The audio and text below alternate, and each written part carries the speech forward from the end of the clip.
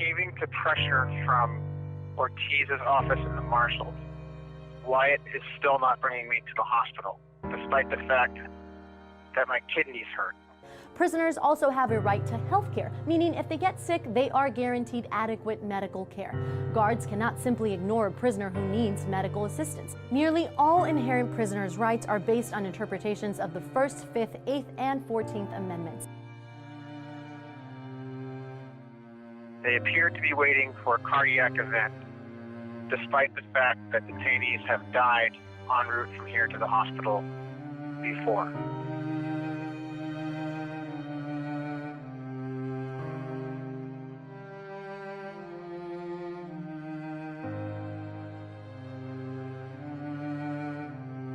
I'm locked in a small room nearly 24 hours a day with no phone. It's analyzing me for hunger strike in an obvious attempt to break it.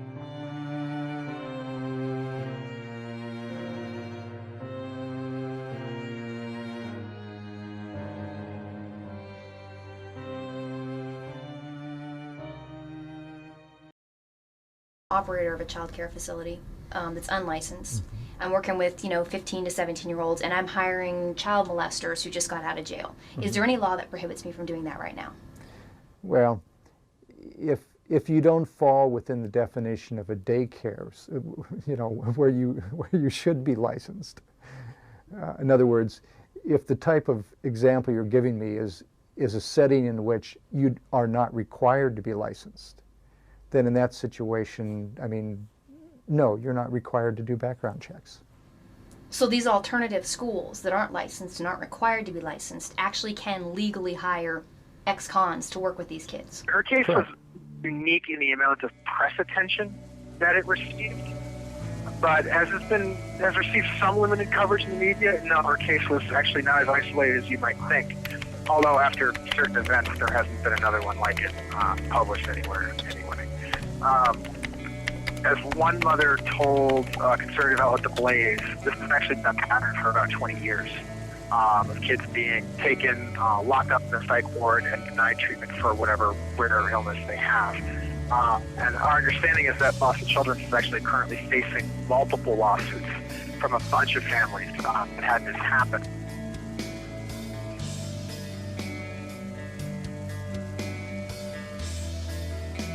In these cases, we found that untrained staff and ineffective management contributed to the death and abuse of youth. Human restraint also played a key role in several cases. The following examples will provide more detail. First, one group became lost and spent several additional hours hiking when the reported heat index outside was 120 degrees.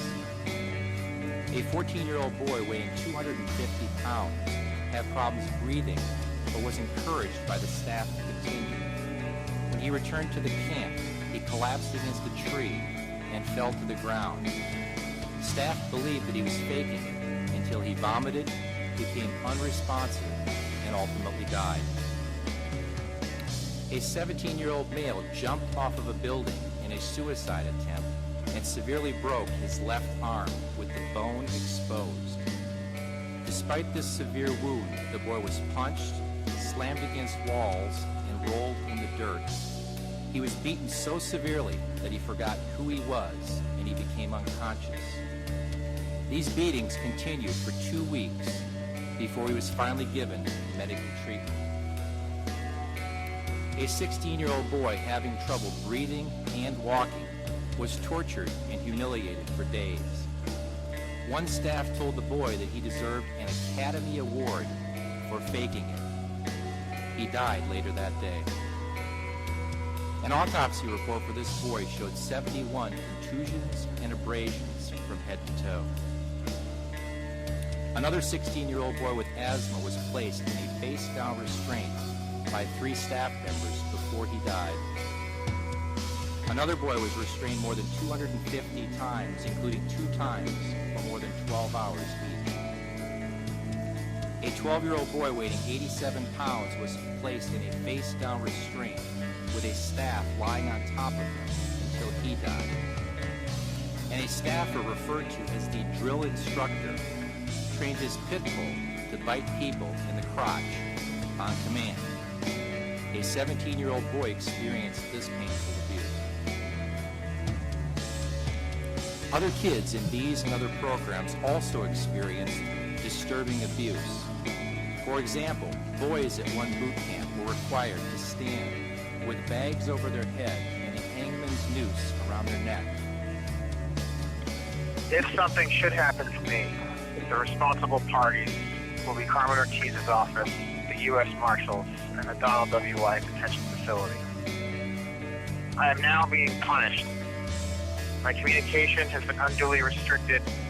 I'm unable to call my attorneys and my wife on the same day, as I'm only allowed a single phone call.